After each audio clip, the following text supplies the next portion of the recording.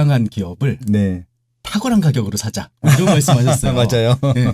그러니까 뭐 그저 그런 적당한 투자하기 하고 뭐 그렇게 좋지도 않은데 성장할 것 같지도 않은데 나쁘지도 않아. 적당한데 네. 가격을 아주 탁월하게 낮게 사면은 성공할 수 있다. 이런 얘기를 하셨어요. 네. 또 그 말에 또 감동이 있었어요. 근데 또 우리 주린이들 그리고 주청소년 이런 사람들은 탁월한 가격도 몰라요. 그렇죠. 이제 그건 이제 메커니즘을 뽑아내는 게 이제 고수들의 노하우라고 그렇죠. 하는 거죠. 예. 아니 적당한 기업인 거 알아요. 삼성전자, 현대차, 동서 막 이런 거 적당한 기업은 알아요. 그렇죠, 그렇죠. 이름도 들어봤고 매출도 나오는 것 같고 망하지 않을 것 같은 기업들. 아는데 이게 가격이 탁월한 건지 비싼 건지 난 모르니까 싸다고 생각했는데 더 떨어지고. 그렇죠. 빠숑의 세상 탑사기 좋아요 구독 뭐 만세. 네, 안녕하세요. 빠숑이 만난 사람들. 예, 오늘도 제가 좀 모시고 싶었던 분을 모시고 이제 방송을 시작해 보도록 하겠습니다. 올해 아마 지금 부동산 시장에 대한 얘기들보다 부동산 투자에 대한보다 주식 시장에 대한 관심이 더 많은 것 같고요. 그러니까 이제 부동산 투자하시는 분들도 실제적으로 주식 투자를 많이 하고 계시고 아마 3월 달 이후부터는 오히려 이제 뭐 서점에 가봐도 주식책이 대부분이고 그리고 이제 시장에 경제적인 뭐 뉴스가 나오게 되면 주식 분야가 굉장히 대부분을 차지했던 것 같습니다. 그래서 저도 이제 주식 분야의 전문가들을 많이 모시기도 했었고, 뭐 저도 책을 좀 많이 읽기도 하고 소개도 해드리고 그랬습니다. 근데 이제 저도 이제 책을 읽으면서 주식 그 전문가분들 모시면서 소위 말하는 슈퍼개미 분들, 자치 투자하시는 대가분들, 그다음에 자산 운용사를 운영하시는 분들 다 모셨었는데, 그러니까 이제 일반인 입장에서 보면은 이제 주식 소위 말하는 이제 주린이라고 보통 하는데 주식을 처음 투자하거나 아니면 잘 모르거나 아니면 따라 투자하거나 그냥 매도 매수 정도만 하는 투자 입장에서 보면은 가치 투자를 좀 배우고 싶은데 솔직히 이제 뭐 어떻게 하는지 구체적인 것들이 없더라고요. 그래서 그거에 대한 좀 계속 좀 갈망이나 욕망들이 있었는데 제가 이제 그 버핏 클럽이라고 하는 이제 FMBD에서 이제 그 기획적으로 만드는 무쿠지가 있습니다. 거기서 이제 저도 이제 3번 중에 2번을 참여했는데 되게 재밌는 제목을 발견했던 거예요. 내게 너무 힘든 가치 투자였나요? 내겐 너무 견디기 힘든 그렇죠. 가치 투자. 내게 너무 견디기 힘든 가치 투자라는 제목으로 한 파트를 맡아주신 분이 있었는데 이름을 딱 봤는데 제가 처음 뵙는 분인 거예요. 나도 책을 또 많이 읽기도 하고 이쪽 분야에 대한 전문가분들도 많이 교류를 하고 있었기 때문에 대충은 얼굴은 몰라도 알고 있었는데 근데 내용이 너무 제 표현으로는 발칙하고 재밌는 거예요. 근데 이제 야 이거 좀 더 구체적으로 풀면 좋겠다라고 생각을 하고 있었는데 책이 나왔더라고요. 그래서 1타7피 주식 초보 최고 계략이라는 책이 나왔는데요. 너무 좋았어요. 제가 진짜 쑥 읽었습니다. 너무 재밌어갖고 제가 책을 읽자마자 제 블로그에다가 일단 바로 좀 공유를 했거든요. 그리고 실제적으로 이제 좀 저희 소위 말하는 경제 스터디를 하는 이제 그런 이제 모임들이 있는데 며칠 전에 이제 그 주식 투자를 배우고 싶고 뭐 주식 계좌를 만들었는데 책을 읽고 싶다 그래서 제가 워낙 책을 많이 읽으니까 주식 투자 책 3권을 소개시켜달라고 하더라고요. 주린이 입장에서. 그래서 이제 3권 중에 저희 차 넣어서 추천했습니다. 아유, 감사합니다. 그래서 아마 그 스터디를 하시는 분들도 제 방송 듣고 계실 텐데 제가 추천한 겁니다. 예. 감사합니다. 네. IMF 스터디에 제가 추천했습니다. 네. 그래서 제가 또 이런 경제 방송을 또 진행을 하고 있으니까 한번 모셔가지고요. 이 책을 좀 조금 더 자세하게 얘기를 듣고 싶었고요. 그리고 실질적으로 이제 그렇게 하는 것들이 성공 확률이 높은 것들인지 쉽게 따라할 수 있는지 이런 것들을 조금 더 구체적으로 여쭤보려고 모셨습니다. 그래서 1타7피 주식 초보 최고 계략 저자이신 박성현 대표님 모셨습니다. 안녕하세요. 반갑습니다. 대표는 아니고요. 모두 다 저는 다 대표라고 합니다. 알겠습니다. 사람들이 다 자기 자신의 제 대표잖아요. 그렇죠. 우리 집의 대표. 그렇죠. 우리 집의 대표인 걸로. 우리 집의 대표 박성현입니다. 아무튼 나와주셔서 감사하고요. 네. 그래서 이제 좀 이 책에 대한 얘기들을 제가 궁금한 거 위주로 좀 여쭤보려고 하는데요. 그러니까 이제 어떻게 보면 이제 FMBD라고 하는 그 출판사는 주식 증권, 금융 뭐 이쪽 전문적으로 내는 출판사일 텐데 어떻게 알게 되신 거예요? 일단은 제가 달러 투자를 했었어요. 달러 투자요? 달러 투자를 하다가 그 달러 투자를 하는 어떤 그 메커니즘이나 방식이 주식 투자에도 접목을 하면 좋겠구나. 그러면은 이거에 출발은 다 달러 투자였구나. 예, 달러 투자에서 여기 예. 이제 책에 소개가 나와 있지만 세븐 스플릿이라는 투자 시스템을 달러 투자에 제가 적용을 했는데 네네. 그게 나름 이제 좋은 성과를 거뒀어요. 음. 그래서 그런데 달러 투자의 문제가 뭐냐면은 네. 종목으로 치면 음. 종목이 하나인 거예요. 그렇죠. 예. 미국 달러만 투자하셨죠? 그렇죠. 예. 장점이 있다면은 종목 선정을 안 해도 되지만 네. 이게 또 반대로 이제 단점이 되는 거는 종목이 하나라서 네. 가격이 올라버리면 지금 이제 서울의 부동산 같은 경우가 이제 비슷한 경우인데 네. 좀 힘든 네. 예, 투자하기가 선뜻 이렇게 공격적으로 투자하기가 힘든 뭐 이런 상황이 발생하거든요. 네네. 그래서 이제 달러 투자는 좀 쉬워야 되는 타이밍에 그러면은 이 좋은 시스템을 제가 생각하기에 네. 좋은 시스템을 다르게 사용할 수 있는 방법은 없을까라고 생각을 하다가 예. 주식 투자도 달러 투자처럼 하면 되지 않을까라고 생각을 해서 네. 접목을 시켜봤더니 네네. 이제 저 스스로 되게 네. 놀라운 이 변화가 생기는 거예요. 제 주식 투자 이 상황에. 네네네. 그래서 그럼에도 불구하고 이게 네. 맞는 건지 예. 나조차도 이제 잘 모르겠으니까 네네. 가치투자연구소라는 가치투자하는 사람들이 모인 네. 커뮤니티가 있었어요. 네네네. 그래서 제가 거기에 가서 처음으로 회원 가입을 하고 그 전에는 보지도 않았던 네. 커뮤니티였어요. 첫 글을 딱 올렸어요. 네네. 내가 사실은 그 전에 이제 도박이라는 게 있었거든요. 이 책에도 이제 그쵸, 도박에 대한 카지노에 얘기가 많이 나오죠. 굉장히 많이 나오죠. 제가 도박에서 어떤 메커니즘을 깨닫고 그게 달러 투자로 옮겨져서 주식까지 온 거라고 보시면 되는데 네. 내가 도박을 해보고 투자를 해보니 네. 같지가 않더라. 그래서 제가 이제 이런 얘기를 해요. 도박은 카지노 도박은 제가 카지노 도박을 많이 경험을 해봐서 네. 사람들이 투자는 도박 같은 일이다라고 얘기하면 저 사람은 투자를 제대로 해보지 않았거나 도박을 제대로 해보지 않았구나라는 생각을 해요. 아니면 뭐 투자만큼 도박을 잘하거나. 근데 제가 느낀 이제 도박과 투자의 차이는 이런 거였어요. 네네. 도박은 그 썩어 빠진 이 썩은 외나무 다리를 안개 속에서 네. 눈을 가리고 전력 질주를 해서 건너는 그러니까 한마디로 뭐 엄청나게 위험한 일인 거죠. 리스크가 너무 크네요, 진짜. 예, 그런 일이라면 네네. 투자는 그거에 비하면 당연히 뭐 리스크가 있긴 하지만 네. 그거에 비하면 뭐 강철로 만든 엄청나게 튼튼한 100년이 지나도 안 무너질 것 같은 그런 다리를 네.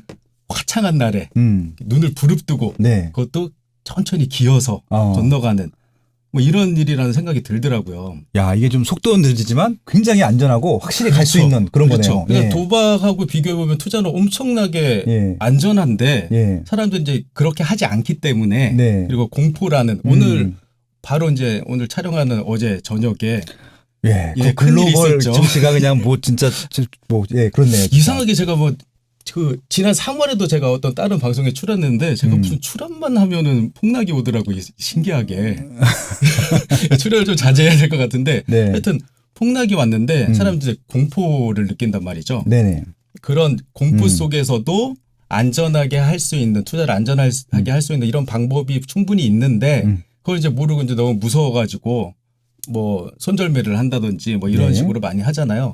근데 제가 이제 주식 투자에 접목을 해보니 이런 것들이 좀 완화되고 사라지는 거예요. 그래서 그럼에도 불구하고 가치 투자도 잘 몰랐던 사람이 네. 투자도 잘 몰랐던 사람이 과연 주식 투자에 접목을 했을 때 좋은 성과가 있었다고 해도 이 방법이 맞는 방법일까 이제 저 스스로 이제 고민이 되는 거예요. 네. 그래서 가치투자연구소라는 데를 찾아서 네. 가입을 하고 네. 첫 번째로 쓴 글이 도박이 가장 쉽지 않았어요라는 제목의 글이었어요. 이 책에도 기본적으로 이제 글을 잘 쓰시네요. 소위 말하는 이제 헤드라인 잡는 것도 딱 읽고 싶게 만드시잖아요. 네, 그래서 그런지 첫 글을 올리자마자 네. 인기 1위에 딱 올라가고 야. 예, 되게 이제 인기를 얻었어요. 그 글이. 네. 그래서 이제 연재를 계속 했죠. 제가 도박과에 비교해서 지금 방금 말씀드렸던 그 비유처럼 도박은 이러한데 투자는 이러하더라. 그러니까 이거는 더 괜찮은 것 같다. 네. 이런 식의 그리고 네. 제가 도박 카지노에서 겪었던 경험들 그런 것들을 응용해가지고 네. 투자에 역이용하면 네. 이런 식으로 수익을 얻을 수도 있더라. 네. 이런 것들을 계속 연재해서 올렸는데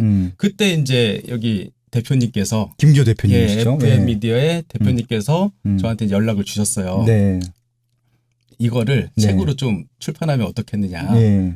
저는 말하자면 이제 듣보잡 아까 처음 보셨던 이름이라고 예. 이게 만든 게 예. 거의 뭐 전에는 뭐 투자나 이런 것도 아무것도 모르는 지금 제가 이제 주식으로 따지면 주린이라는 말 아까 말씀하셨잖아요. 저는 투자의 뭐 고수나 전문가나 이건 당연히 아니고 아마 여기 출연했던 역대 그 주식 전문가 중에 가장 하수일 거예요 아마. 아유 하수는 아니고 하수일 텐데. 이름에 대한 인지도가 낮은 거죠. 예. 인지도도 낮고 실제로 실력도 제가 봐도 예. 하수예요. 그러니까 예. 제가 표현하자면 아까 그 주린이라는 말에 빗대어 보면은 주린이는 약간 탈출한 것 같고 주청소년 뭐 이 정도 그러니까 이 정도의 개념이라고. 그러니까 네. 제가 이제 이 책에다도 말씀드리고 싶었던 거는 가치 투자라는 게 네. 되게 좋은 투자 방식이에요. 그래서 제가 제일 존경하는 투자의 대가는 뭐 워런 버핏도 네. 있지만 워런 버핏의 이제 스승이신 벤자민 벤자민 그레이엄. 그레이엄. 그래서 현명한 투자자나 네. 이런 것들 읽고 그리고 이제 우리 FM 미디어에 워런 버핏 바이블 라이브 이렇게 네. 엄청난 명작들이 있잖아요. 그렇죠. 그런 것들을 보고 가치 투자를 해야겠다고 생각을 했는데 네. 제가 한번 해보니까 너무 힘든 거예요. 견디기 힘든 거예요. 그러니까 일반인들은 일단은 그 책 읽기도 보고 가세요. 그렇죠, 그렇죠. 솔직히 말씀드리면 그렇긴 해요. 읽기는 읽어도 예. 이게 좋은 거는 아는데 이해 다 했어. 예. 뭐 어떻게 알아? 보는 거예요. 예. 그러니까 예를 들면 이런 거예요. 워런 버핏이 이런 말을 했잖아요. 탁월한 기업을 네. 적당한 가격에 사라. 이런 말 했잖아요. 맞죠. 예. 예. 그러니까 되게 좋은 기업이라면 금액을 좀 지불하더라도 사놓으면 주가가 오른다. 네. 그러니까 이 가치 투자를 해야 된다라는 그런 의미잖아요. 네. 근데 결정적으로 저는 탁월한 기업이 어딘지는 모르겠는 거예요. 그러니까 이제 그게 포인트인 거죠. 이제 그렇죠. 가치 투자의 대가들은 네. 그 기업 분석하는 노하우들이 있는 거더라고요. 보니까. 그래서 끊임없이 기업 그 탐방 가고 개발하고. 그러니까 일반인들 그걸 못 하잖아요, 솔직히. 그렇죠. 탁월한 네. 기업이 모르니까 네. 내가 이걸 가치 투자한다라고 생각하고 장기 투자를 했는데 어느 날 한 30년이 흐른 후에 네. 이 산이 아닌 게벼 이렇게 될 수도 있는 거잖아요. 그러니까 소위 말하는 이제 일반인들은 같이 그 탁월한 기업을 하면은 삼성전자 생각하는데 그렇죠. 가치 투자자들은 삼성전자를 투자를 안 해요. 그런 심지어는 삼성전자가 어떻게 될지 모르는 게 또 주식 예. 시장인 거고.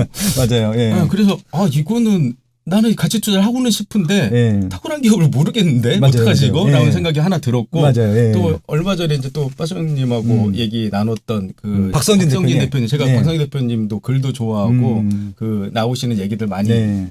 그 듣고 하는데 네. 그분 이제 또 거기에 빗대서 이런 얘기를 했어요. 워런 버핏의 그 전략은 일반 사람들이 탁월한 기업을 찾지 못하고 나조차도 거기에 자신이 없다. 그래서 전략을 좀 바꿔서 네. 적당한 기업을 네. 탁월한 가격으로 사자. 이런 말씀하셨어요. 맞아요. 네. 그러니까 예. 뭐 그저 그런 적당한 네. 투자하기 이건 뭐 그렇게 좋지도 않은데 성장할 것 같지도 않은데 나쁘지도 않아. 적당한데 네. 가격을 아주 탁월하게 낮게 사면은 성공할 수 있다. 이런 얘기를 하셨어요. 네. 또 그 말에 또 감동이 있었어요. 어. 근데 또 우리 주린이들 그리고 주청소년 예. 이런 사람들은 탁월한 가격도 몰라요. 그렇죠. 이제 그건 이제 메커니즘을 뽑아내는 게 이제 고수들의 노하우라고 그렇죠. 하는 거죠. 예. 아니 적당한 기업인 거 알아요. 삼성전자, 예. 현대차, 예. 동서 막 이런 거 적당한 기업은 알아요. 그렇죠, 그렇죠. 이름도 들어봤고 예. 매출도 나오는 것 같고 망하지 예. 않을 것 같은 기업들. 네, 아는데 이게 예. 가격이 탁월한 건지 비싼 건지 난 모르니까 예. 싸다고 생각했는데 더 떨어지고. 그렇죠. 그래서 제가 끊임없이 연구를 하다가 나같이 제가 이제 일반적이고 평범한 투자자라는 얘기를 많이 네네. 하거든요. 고수 투자자가 아니라면 네. 일반적이고 평범한 투자자라면 적당한 기업을 네. 적당한 가격에 사자라는 네. 게 이제 제 어떤 투자의 네. 철학이 이제 된 거예요. 제가 이제 저만의 투자 철학을 이제 정립을 한 거죠. 이런 식으로. 네네. 적당한 기업을 적당한 가격에 사자. 예. 그래서 네. 적당한 기업을 적당한 가격에 사면 근데 또 이제 문제가 있죠. 네. 적당한 수익이 예. 나올 수도 있고 손실이 날 수도 있고 또 여기서는 이제 문제가 발생을 하겠죠. 그러니까 요리 만들 때 적당히 넣으세요를 적당히 몰라. 그렇죠. 이 조미를 얼마큼 넣어야 될지 모르는 거죠. 예, 그렇죠, 그렇죠. 그래서 예. 거기에서 제가 이제 이 달러 투자에서 세븐 스플릿이라는 제가 이제 투자 방법을 네. 어떻게 보면 이제 이게 방법이라기보다는 시스템이라고 보시는 게 좋을 것 같아요. 네. 그 시스템을 주식 투자에도 한번 적용을 해보자라고 생각을 해서 네. 이제 그 가치 투자에 대한 개념하고 저의 달러 투자 시스템을 결합을 해본 거예요. 네. 그리고 나서 해봤더니 네. 이 별게 아니긴 하거든요. 사실 이제 제가 그 책을 소개할 때 따라만 해도 되는, 따라만 해도 수익을 낼 수 있는 그런 주식 투자 방법 그런 게 있을까요? 있습니다. 뭐 이런 얘기를 하거든요. 네네. 그런데 이 방식이 뭐 되게 딱 보시기에는 저도 그렇고 책 제목도 그렇고 특히 네. 약간 사자 느낌이 많이 나긴 할 텐데 그러니까 이제 주식 FMED에서 나오는 제목들이 다 이게 딱 무슨 바이블 뭐 어쩌 이런 거잖아요. 그래서 대표님이 고민을 많이 네. 이게 책이 좀 늦게 나왔어요. 원래 제가 네. 원고를 드렸던 것보다 네. 고민을 많이 하셨던 것 같아요. 네. 아, 이 워런 버핏 바이블 막 라이브 네. 되게 명저들이 초과 수익 막 이런 예, 바이블. 예, 그런 것들 저 막 바이블 시리즈. 예, 딱 보면 진짜 명저들이에요. 제가 네. 이제 사실은 예. 여러 다른 출판사에서도 연락이 많이 왔었는데 네. FM 미디어를 선택한 이유가 네. 그 사이에 낄 수 있다라는 게 되게 영광스러운 거예요, 제가. 저도 이거 책을 한 권 냈는데 저도 그랬거든요. 아, 그렇죠. 그렇죠. 그래서 되게 대형 출판사에서도 연락이 왔는데, 네. 아, 아닙니다. 네. 네, 저도 이제 약간 이제 투자자의 길을 가려면 네. 이런 게 필요합니다라는 네. 생각이 들어가지고 했는데, 네. 안 내주시는 거예요, 책을. 왜요? 아, 그래서 되게 기간이 오래 걸렸어요. 아, 고민이 있었던 거예요. 아, 우리는 가치 투자의 어떤 정석 이런 것들만 표방했던 회사인데, 아, 이게 약간 야매스러운. 야매는 아니고 그냥 하여튼, 아, 이거 정통적인 건 아닌 것 예, 같은 예. 이상한 녀석이 예. 있는데, 네네. 아, 이거 괜찮은 것 같긴 하지만 이거를 네. 이제 선뜻 내놓기가 어. 약간 이제 부담스러우셨던 것 같아요. 네. 근데 이제 지금은 어디 결단을 내리셔서, 네. 왜냐하면 이제 제가 이제 여러 가지 활동도 하고 네. 뭐 이렇게 하다 보니까 대표님이 이제 저거는 고수 투자들의 방식은 고수 투자 대가들의 방식이고 그렇죠. 또 주린이들만의 방식은 또 따로 있구나라는 생각을 하셨던 것 같아요. 그래서 이제 출판을 하기로 결정을 하신 거고 네. 저는 좀 오래 기다리긴 했지만 그래서 이렇게 나왔는데 제가 드리고 싶은 말씀은 요거죠. 가치 투자라는 이제 좋은 방식이 있는데 그것을 대가의 어떤 얘기나 이런 것들을 듣고 따라하는 거는 네. 되게 힘든 일이라는 거죠. 그러니까 그렇죠. 최준철 대표님이 그 말씀하셨나 모르겠는데 투자를 하는데 가장 중요한 게 두 가지입니다. 뭐 이렇게 얘기를 하시더라고요. 그래서 두 가지가 뭘까라고 들었어요. 네. 근데 워런 버핏 한 얘기하고 비슷한 거더라고요. 워런 버핏이 뭐 투자를 잘하려면 첫 번째 원칙은 잃지 마라. 네. 두 번째 원칙은 첫 예, 번째 지켜, 원칙을 예, 지켜라. 네. 그러니까 똑같은 얘기를 두 번 하는 거잖아요. 네, 근데 네. 최준철 대표님도 비슷하게 투자 마인드가 중요합니다. 첫 번째는 딱 그러는 거예요. 그래서 그럼 두 번째는 뭐지 그랬더니 멘탈입니다. 이런 거예요. 이게 똑같은 얘기잖아.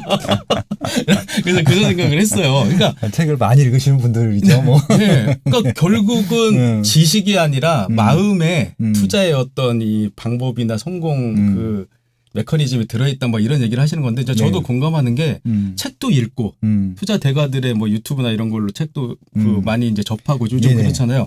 그럼에도 불구하고 내 멘탈은 네네. 유리조각인 거죠. 예. 아니 그거 아는데 지금 어제 나스닥이 3% 이상 폭락을 했어요. 그러니까 진짜 폭락이죠. 3% 이상이면 폭락이죠. 예. 그러면 네. 이제 오늘 아침에 팔 준비를 하는 거죠. 무서워서 그쵸. 이거 큰일 났다. 이제 팬데믹에 2차 공포가 몰려온다. 이런 생각을 하는 거죠. 이제 팔아버리겠죠. 네. 저는 그런 공포를 이겨낼 자신이 없었어요. 알긴 알지만. 그렇죠. 가격이 가치 투자의 가장 기본적인 어떤 메커니즘 중에 하나가 뭐냐면은 가격이 하락할 때 네. 내가 내재 가치보다 하락했으니까 사야죠 더. 그거 올라가면 파는 거고. 근데 이제 일반적인 주린이들은 반대로 움직인단 말이죠. 저도 그랬고. 가격이 오르면 이거 지금 이제 빨리 타야지. 그렇죠. 오를 때 보통 가시더라고요. 예, 시작하죠. 놓치면 큰일 네. 났다. 달러 투자가 그래요. 달러 투자가 저는 지난 3월에 주식이 폭락할 때 달러는 한 1,300원까지 올라갔었어요. 네, 기억나요. 저는 네. 신나게 팔았죠 그때.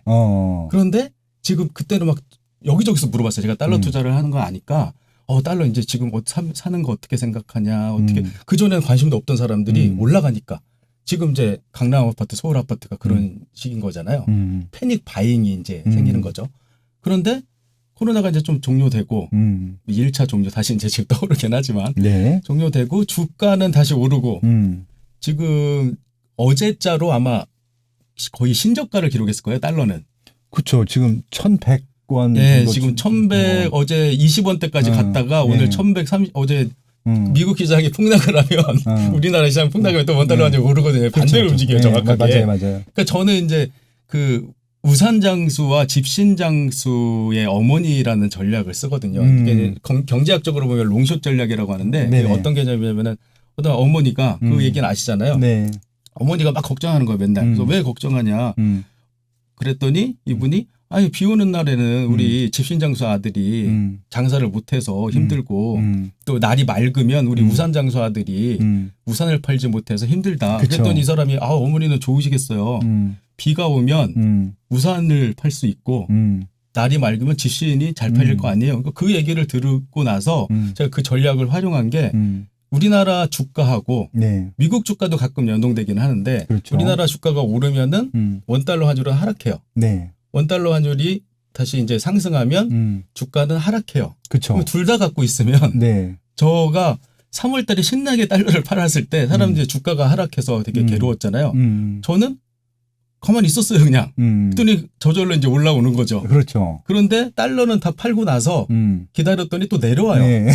그러면 내려오면 이제 또 사기 시작해야 되는 거죠. 그래서 저는 이제 계속 분할 매수를 이 세븐 스플릿의 이제 가장 기본적인 개념이 네네. 분할 매수, 분할 네. 매도예요. 그렇죠, 그렇죠. 근데 분할 매수, 분할 매도가 사실 이제 사람이 인간의 본성이 따라하기 힘든 방식이에요. 네네. 그래서 보통은 이게 이제 어떤 차이가 있냐면은 그 일반적인 주린이들은 분할 매수를 하긴 해요. 네. 물타기라고 하죠. 그런데 그것도 분할 매수네요. 분할 매도는 네. 한 방에 팔아요. 맞아요. 보통. 예, 나눠서 네. 사는 경우는 거의 분할 없는 것 같아요. 매도가 힘들어요. 근데 이제 세븐 스플릿 시스템이라는 계좌를 분산하는 개념의 어떤 시스템을 적용하면은 네. 분할 매도가 돼요. 그러니까 이게 막 너 분할 매도 해야 돼, 그 원칙을 지켜야 돼, 그게 아니라 계좌를 그냥 나눠 놓으면은 어떤 녀석은 빨간색으로 플러스가 나 있어요. 네네. 그러면 이제 그걸 팔 수 있는 그런 게 되는 거죠. 그렇죠. 그래서 제가 이제 가치 투자에 아까 이제 얘기로 다시 돌아와서 투자 마인드, 투자 멘탈이 이제 중요하다라고 얘기를 하는데 네. 일반적인 사람들은 그걸 못 한단 말이죠. 그러면은 그 제가 책에다가는 기상알람에 대한 얘기를 했거든요. 네, 맞아요. 예. 내가 어떤 의지를 가지고 아침에 지각하지 않으려면 7시에 내일부터는 무조건 일어나야 돼라고 마음 먹으면 늦잠을 자겠죠, 당연히. 네. 일어나지 못하고. 사람의 의지라는 게 어느 정도 한도가 있으니까, 한계가 있으니까. 그런데 알람을 맞추는 단순한 행동만 하더라도 일어나서 있는 거잖아요. 그렇죠, 그렇죠. 그래서 이제 제 이 시스템은 제가 뭐 야매라고는 하지만 네. 되게 좋은 방법들만 돼 있어요. 예를 들면 분할 매수해라, 분할 매도해라, 장기 투자해라. 네. 그리고 수익이 나면 너무 탐욕에 그쵸, 그쵸. 물들지 말고 수익 실현해라. 그리고 떨어지면 더 네. 사라. 네. 투자의 대가들이 한 얘기들을 내가 그냥은 지킬 수 없지만 마치 기상 알람을 울려주듯이 네. 이 계좌를 분할해 가지고 주식을 사게 되면 네. 분할 매수도 되고 또 분할 매도도 되고 네. 그리고 그 저희가 이제 1번 이제 제가 이제 블로그나 이런 데서는 넘버 원이라고 불러요. 이제 편하게 쉽게.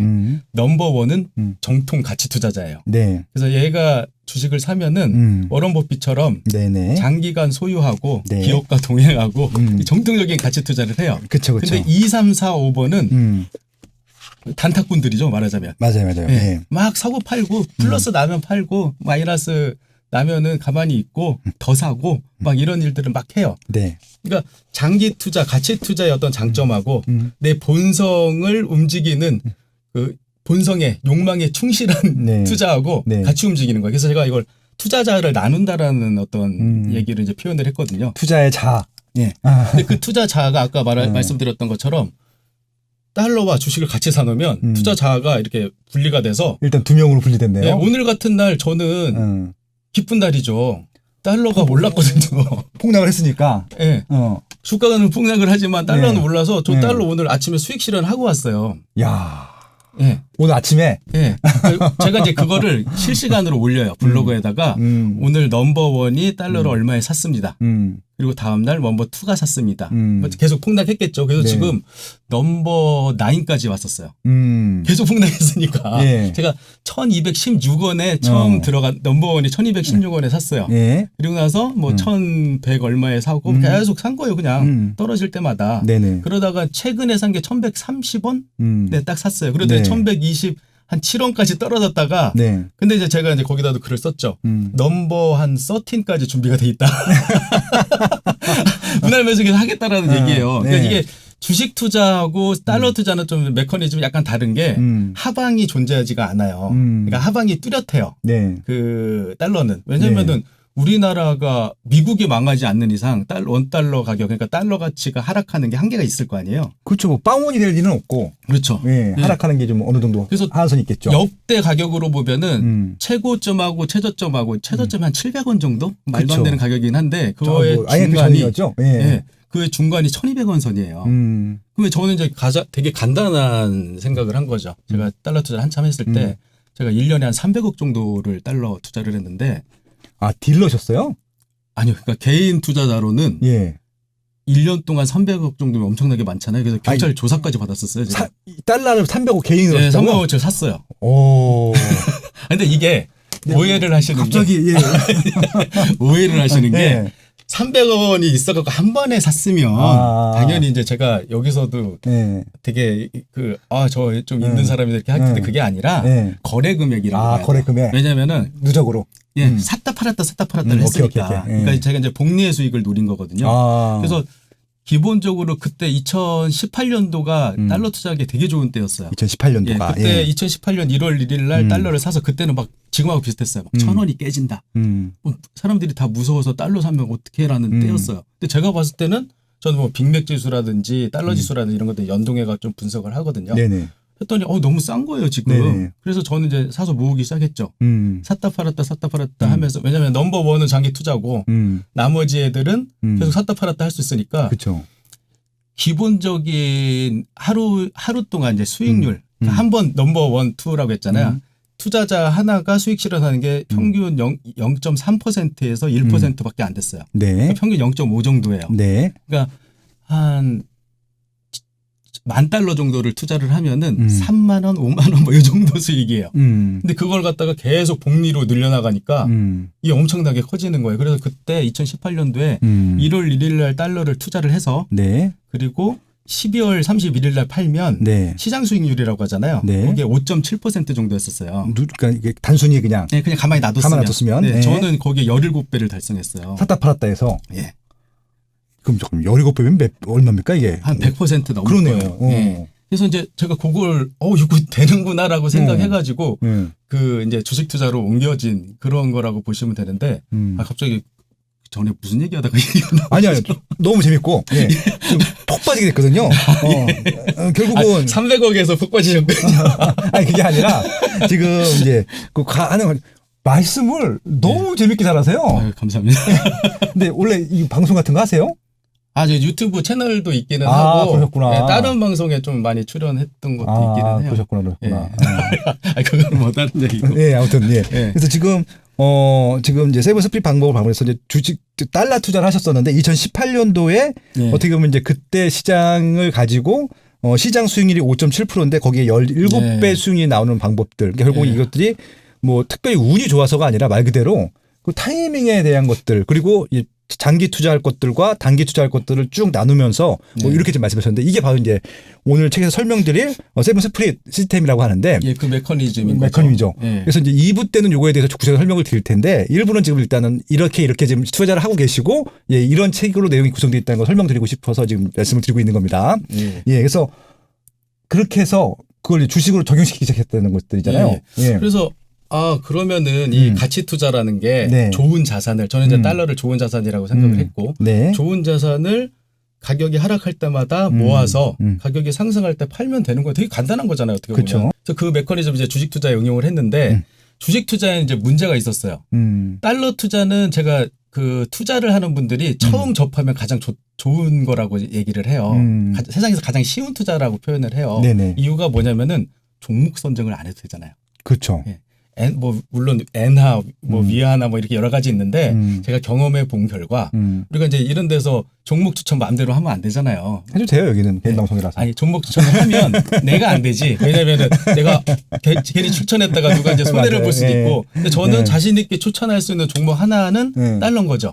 달러 투자는 해도 큰 문제는 일어나지 않습니다라고 얘기를 해요. 그래서 초보분들이 주식 투자를 하기 전에 네. 달러 투자로 왜냐하면 이거는 이미 가치가 증명되는 거니까 그리고 하방과 상방이 네. 막혀 있으니까 네. 그 얘기 하려고 하다 그랬구나. 맞아. 예. 예. 상방과 하방이 뚜렷하기 때문에 끊임없이 0으로 수렴되지 않는 주식 같은 경우에는 상장 폐지라는 위험이 있잖아요. 네. 예. 세븐 스플릿 하다가 네. 큰일 나요. 그러니까 주식 달러 투자는 제가 이제 매일 이제 블로그에다가 오늘 얼마에 샀습니다, 얼마에 팔았습니다 이렇게 하는데 오늘 아침에도 제가 이제 팔았는데 그 얘기하다가 그런 것 같아. 아침에 팔았는데 그거를 이제 블로그에 바로 기록하거든요, 제가. 오늘 얼마에 뭐를 샀습니다, 얼마에 뭐를 샀습니다, 팔았습니다 이렇게 올리는데 오늘 아침에는 못 올렸어요. 지금 제 블로그 보시는 분들이 지금 팔 때가 됐을 텐데 왜 안 팔았지라고 생각할 텐데 그래서 넘버 9까지 온 거예요, 지금 그렇게 계속 사다가. 근데 오늘 아침에 수익 실현을 했어요. 넘버 9이. 전체가 수익 실현한 건 아니죠, 당연히. 네. 넘버 9은 수익 실현하고 기쁜 날이죠. 넘버 9한테는. 오늘 1130원에 샀다가 1100한 5원 정도 오른 가격에 이제 팔았어요. 근데 더 오르면 이제 넘버 8이 좋아하겠죠. 그런데 주식 투자의 자아들은 지금 네. 괴롭겠죠. 하락하고 있으니까. 그렇죠. 그런데 이 자아를 이제 둘로 나누니까 그 지심장수, 우산장수 얘기했듯이 저는 지금은 달러만 봐요.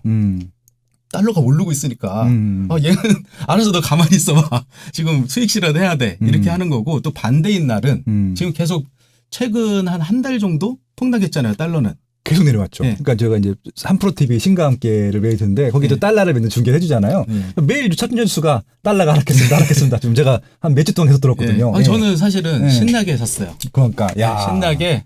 제가 글도 올렸어요. 네. 넘버 13까지 있고 솔직히 말하면 700원 될 때까지는 전 재산 부동산을 팔아서라도 건물을 팔아서라도 달러를 살 거니까 따라하지 마세요.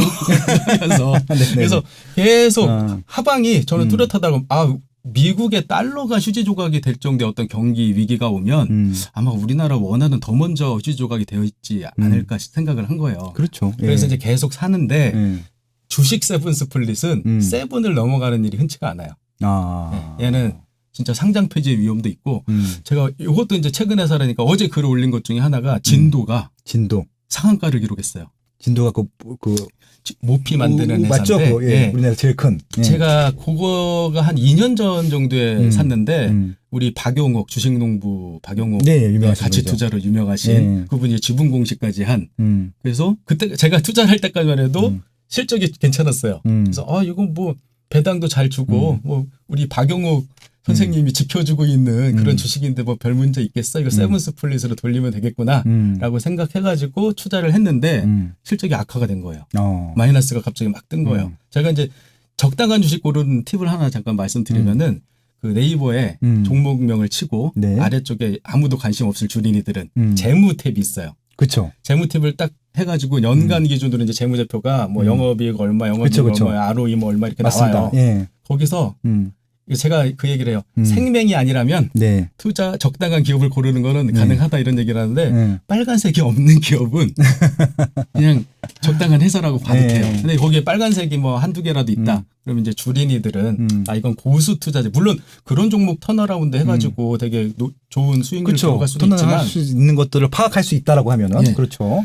우리 주린이들은 저는 주청소년 주린이들은 그런 종목들은 약간 고수투자자용이라고 제가 이름을 붙였어요. 고수투자자용은 고수투자자에게 양보하세요. 우리는 우리 거를 가지고 적당한 기업에 투자를 이런 식으로 합시다. 뭐 이렇게 얘기하거든요. 진도가 뭐 거의 제가 볼 때는 수익률이 막 거의 마이너스 한 70%까지는 갔을 거예요. 그렇게 한 후로. 근데 저는 10%까지 갔어요. 네, 근데 저는 그런 경우에는 마이너스가 뜬 경우에는 이미 샀으니까 제 원칙 중에 하나가 손절매를 하지 않는다잖아요. 네네. 요것도 이제 또 말씀드릴 게 있는데 네네. 워런 버핏 선생님이 이런 얘기를 하셨어요. 주식을 사면 내가 샀을 때 그 10년 동안 보유할 게 아니면 1분도 보유하지 말라. 뭐 그렇죠. 이런 얘기를 했어요. 제일 유명한 말이죠, 그게. 네. 그래서 그런 말을 했는데 그건 이제 종목을 잘 골랐을 때 얘기잖아요. 본인이 그렇게 하셨으니까. 네. 근데 나는 코카콜라 이런 거. 나는 그 박용옥 선생님이 지분 공시했다라는 거하고 실적이 좋다라는 그야말로 그냥 적당한 주식을 샀을 뿐인데 마이너스가 떴단 말이죠. 실적이 악화됐단 말이죠. 그것도 크게. 네. 그러면은 내가 여기서 손절매는 하지는 않고 손절매를 할지 모르니까. 그러니까 주식 투자의 고수들은 손절매를 잘해야 된다라고 얘기해요. 네. 근데 인간의 본성이나 손실 회피 뭐 경향 뭐 이런 거 얘기하잖아요. 네. 나는 그런 멘탈이 안 되는 거예요. 손실을 확정시킬 멘탈도 안 되는 거예요. 그렇죠. 유리 멘탈이라서. 그래서 이제 원칙 중에 하나를 손절매 그러면 안 하면 되지. 예, 시스템의 투자 실원칙에 있는데 맨 마지막 원칙이 손절매하지 않는다 하셨다고 하셨어요. 못하면 하지 말라는 얘기예요. 난 그래서 손절매 안 해. 적당한 회사라면 손절매는 안 해라고 원칙은 세웠지만 이런 이제 문제가 발생했을 때 기업에 제가 이제 문제가 발생한 기업들이 몇 개가 있었거든요. 투자를 하면서 당연히 있었겠죠. 네. 세븐 스플릿을 중단시켜요. 네. 그러니까 넘버 1이 사고 넘버 한 2 정도까지 샀다가 그런 일이 딱 발생했을 때 안 사는 게 손절매인 거죠. 저한테는 말하자면. 네네. 그리고 나서 가치 투자 모드로 뭐 비자발적 장기 투자라고 해도 좋긴 하지만 기다려요 그냥. 네. 근데 어제 상한가를 기록했단 말이죠. 상한가를 기록했음에도 불구하고 저가 대비 제가 너무 비싸게 사는 바람에 한 10% 마이너스더라고요. 아직도 마이너스요? 예, 근데 네. 오늘 아침에 수익을 얻고 빠져나왔어요. 아. 네. 그냥 기본적인 아주 가치 투자의 기본적인 거잖아요.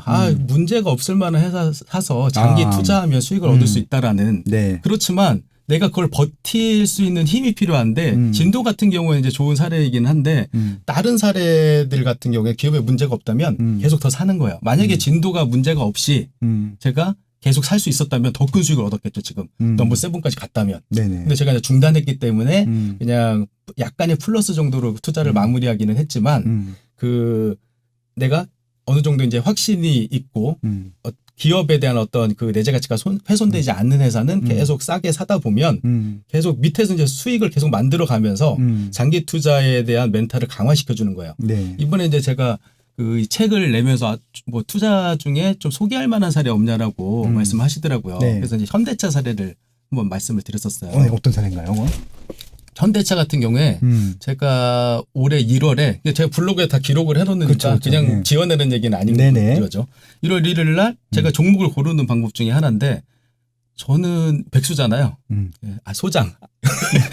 연구소장님. 연구소장이 세븐스플린 연구소. 소장. 예. 연구소장. 박성현 소장이라고 합니다. 명함을 파세요. 알겠습니다. 네. 세븐스플릿 연구소에서 네. 제가 이게 소파에 앉아 있다가 네. 그 아이하고 이제 저 이제 종목 고르는 거를 많이 해요. 교육적으로도 그렇고. 아이가 몇 살인데요? 지금은 12살이고. 12살인데도? 예, 10살에 주식 투자를 시작했어요. 야. 왜 그러냐면 그것도 워런 버핏이 11살에 주식 투자를 시작했잖아요. 맞아요. 한 살이라도 더 어릴 때면 좋지 않을까 뭐 이런 한국의 생각. 워런 버핏이 될 거라고 제가 확신합니다. 감사합니다. 근데 같이 뭐 대단한 공부를 한 거 아니고 TV를 봐요, 그냥. TV를 보고 눈에 자주 띄는 CF가 있다. 그때 제가 기억나는 게 1월 달에 어떤 그 CF가 있었냐면은 하초쿠 밑대. 네, 기억납니다. 네, 그 강아지. 예, 재밌었죠. 예, 박광규 씨인가 하고 예. 개 이렇게 조련하시는 분이 예. 비슷한 얼굴이 예. 그래서 제목이 뭐 찬바람 불 때 뭐 이렇게 그게 맞죠. 되게 재밌는 광고가 예, 시리즈 광고가 쫙 나왔죠. 계속 나왔어요. 예. 그래서 야 저거 되게 재밌게 잘 만들었다 광고. 그러면 매출도 늘 수 있지 않을까라는 그냥 막연한 생각이에요. 그래서 동서를 샀죠. 네. 그리고 현대차의 그랜저 신형 그랜저가 나왔었어요 그때. 네. 그래서 막 방송에 또 나오는 거예요. 앉아가지고 애하고 이제 그 얘기를 하는 거예요. 야 저거 차 괜찮냐? 아빠 좋은 것 같아. 그럼 사야겠네. 라고 이제 보고 있었던 거예요. 네. 그런데 2월 달 정도에 폭락을 한번 했어요. 그때 엄청 폭락해갖고 예. 그 회장님이 자기가 엄청 샀다고 또 막 광고 나오고 그때 샀으면 더 좋았을 텐데 네. 저는 적당한 적당하니까. 청소년이잖아요. 제가 고수라면 그 회장님이 샀을 때 샀겠지만 전 2월 달, 3월 달 전이죠. 그러니까 2월 달에 이거 그때 약간의 폭락이었어요. 그 다음에 비교하면 네. 약간의 폭락을 하길래 요때 들어가면 되겠다라고 넘버원이 딱 출동을 하고 네. 글을 올렸죠. 넘버원이 현대차를 샀습니다. 네. 딱 올렸죠. 그래서 자랑스럽게 올려서 놔뒀는데 이제 제 블로그 이제 독자분들 알아요. 이 사람이 전문가도 아니고 고세 투자자도 아니기 때문에 따라 해봤자 좋을 것도 없고. 네. 뭐, 일기를 쓰시는 거죠. 예, 왜냐하면 것들을. 떨어지면 더 살 거를 아니까 사람들이 내가 탁월한 가격에 사지 않았다라는 걸 다 아니까 뭐 전혀 문제는 없어요. 그래서 홍보원이 샀습니다라고 해놓고 보니까 3월에 그 난리가 난 거예요. 네. 그래가지고 폭락을 한 거죠. 아마 그때 현대차 산 게 대형주인데도 한 30% 마이너스가 찍었을 거예요. 그렇죠. 예, 그때 막 5만 원, 6만 원 뭐 그랬으니까. 네, 세븐스플릿을 가동을 시켰죠. 네. 저는 세븐스플릿을 가동을 시키고 넘버 한 3까지 갔나? 그랬는데 다시 이제 장이 좋아졌잖아요. 네. 그래서 넘버 4까지 갔구나. 넘버 네. 4까지 가고 넘버 3가 네. 그때부터 난리가 난 거예요. 왜냐하면 현대차 주가가 이렇게 내렸다가 네. 급반등을 했으면 넘버 3가 좋은 게 아니라 넘버 1이 좋았겠죠. 그렇죠. 근데 그게 아니라 넘버 3가 계속 제가 올리니까 그러다가 팔면 팔았다고 뭐 샀으면 샀다고 자 이렇게 올려요. 넘버 3가 네. 현대차를 또 샀습니다. 그리고 다음 날 넘버 3가 현대차를 팔았습니다. 근데 수익률은 한 3% 4%. 왜냐하면 네. 위에 이미 넘버 1하고 2는 있잖아요. 장기 그쵸, 보유하고 그쵸. 있잖아요. 네. 얘는 수익이 났으니까 팔았어요. 근데 또 좀 얼마 있다가 또 다시 내려요. 넘버 3는 또 사야겠죠. 넘버 3가 한 17% 수익을 달성했어요. 계속 사고 팔고 사고 팔고. 예. 그 하락장에서. 네네. 근데 넘버 1은 손가락 빨고 있죠. 쟤는 좋겠다. 넘버 3는 나는 지금 마이너스인데. 네네. 그런데 다시 넘버원도 초과하는 수익이 발생했잖아요. 그렇죠. 이게 쫙. 그래서 한 40% 가까운 수익을 그렇죠. 실현을 10만 하고 원, 20만 원 가까이 올라갔으니까. 그래서 넘버원은 그때 음. 실현해요. 음. 넘버원은 제가 한 30% 이상 정도를 목표 수익률로 잡았거든요. 네. 그래서 넘버원도 행복하게 이제 빠져나왔어요. 네. 그리고 나서 20만 원까지 오르고 지금 다시 떨어지더라고요. 그렇죠. 보고 있어요 지금. 예. 넘버원이 출동을 그것도 하려고. 리콜 그것도 비용. 예, 비용 영산하는 그런 문제 때문에. 3조인가 뭐 그것도 예. 하는 것 때문에. 그러니까 저거 고수 투자자면 막 10배거, 막 10배, 막 무슨 막 2배 이상 이렇게 수익률을 보는데 저는 뭐, 넘버원도 심유타라고 하잖아요. 여기 이제 주린이 분들 많이 있을 테니까 10배 가는 네. 주식을 10배거라고 부르는데 네. 그런 주식을 고를 안목도 없고 그런 수익률을 저는 기대하지도 않고 넘버원 한 30%, 나머지 그러니까 배당주 위주로 이제 투자를 하면은 배당 수익률 평균 4% 정도로 하고 그 시세 차익으로 한 연간 한 6% 하면 10% 정도 나와요. 네. 그러니까 제 목표 수익률은 10%인 거예요. 아, 훌륭하십니다. 같이 투자 많네요. 아 그래요? 이게 투자 수익 목표 수익률이 낮으면 같이 투자잖아요. 공격적인 투자를 안 한다는 예, 실력이 없으니까. 근데 넘버원이 좀 수익을 많이 내줘야 네. 밑에서는 그렇죠. 수익률이 막 3%, 4%. 아까는 이제 현대차 같은 경우는 박스권에서 네. 왔다 갔다 하니까. 네. 그래서 이제 제가 박스권에 대한 얘기도 이제 책에다 담은 게 어떤 거냐면은 보통 투자자들이 인내를 하지 못하는 게 박스권 구간이에요. 그렇죠. 차라리 빠지면 네. 아유 싸게 됐으니까 사겠다라고도 하고 오르면 더없이 좋은 거고. 그런데 얘가 손실된 상황에서 계속 이러고 움직여요. 그렇죠. 예. 그럼 미치는 거죠. 네. 그래서 얘는 안 되나 보다. 그리고 이제 손절하고 끝내버려요. 근데 세븐스플릿으로 투자를 하면은 네. 아까 넘버 3가 그랬잖아요. 그렇죠. 예.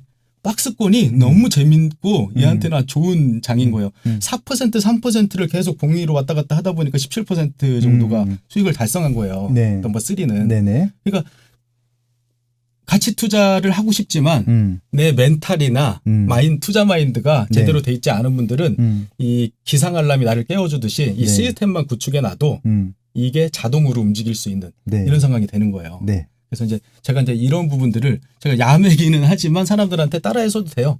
종목은 따라하지 마세요. 종목은 나도 몰라요. 내가 종목 알면 이런 거 안 하죠. 나도 한 방에 팔고 한 방에 사고 하죠. 그래야지 근데 아까 수익률이 이제 막 적정한 높아지니까. 종목을 찾는 방법을 알려주셨으니까 예, 그냥 네. 방법만 알려주시면 될 것 같아요. 네, 그러니까 네. 제가 아까 그 CF 보고 쟤는 잘 팔리겠네. 나도 저거 사고 싶네라고 하는 거는 그 물건을 사는 게 아니라 그 회사의 네. 주식을 사는 거죠. 네. 다만 그 주식 회사의 재무제표를 봤을 때 네. 한 적어도 한 3년, 5년 동안 계속 성장도 하고 마이너스도 없고 빨간색도 없고 생명이 아니라면 됩니다. 빨간색이 없는 회사에 적당한 회사에 투자를 해놓고 기다리면 되는데 기다리는 거는 일반적이고 평범한 사람들한테는 되게 힘드니까 네. 밑에서 그 오르면 팔고 네. 내리면 사고 네. 이걸 계속 반복하면서 기다리다 보면 결국은 현대차도 사실은 넘버 3가 제 아무리 단타로 17%를 달성했지만 그 넘버 1이 40% 이상 달성한 40% 정도 달성한 거에는 못 미치잖아요. 그러네요. 아, 중요한 포인트네요. 예. 네. 결국은 돈을 벌게 해준 건 장기 투자 쪽이 적당한 주식이라면 좋아요. 근데 네. 이제 그걸 견딜 수 없으니까 단타로도 이제 좀 하면서 기다리자라는 거죠. 네. 그래서 그게 이제 가장 기본적인 이 투자의 메커니즘이라고 보시면 돼요. 아, 일단. 너무 재밌었고요. 제가 이제 기대했던 것보다 훨씬 더 말씀을 잘해주시고 아유, 감사합니다. 구체적으로 말씀해 주시니까 귀에 쏙쏙 들어옵니다. 1부는 요만큼 하고요. 2부에서 이제 어떤 것들만, 왜냐면 이제 지금 이제 제가 세븐 스플릿에 대해서 말씀을 안 드렸습니다. 그냥 용어를 넣어서 제가 설명만 들었는데 뭐 조금 이제 감이 있으신 분들은 저렇게 하는 것이 이제 세븐 스플릿 시스템이구나라고 하셨을 텐데 2부 때 구체적으로 설명을 드릴 예정이고요. 여기에 또 원칙이 있거든요. 그런 것도 설명드리면서 2부에서 좀 구체적으로 말씀드릴 테니까 2부도 꼭 들어주세요. 네, 그리고 아니, 구독과 좋아요 뭐 이런 거 안 하나요? 예, 뭐 들으실 분들은 저는 적극적으로 홍보도 안 해요. 예. 구독과 좋아요 부탁드리겠습니다. 제가 대신.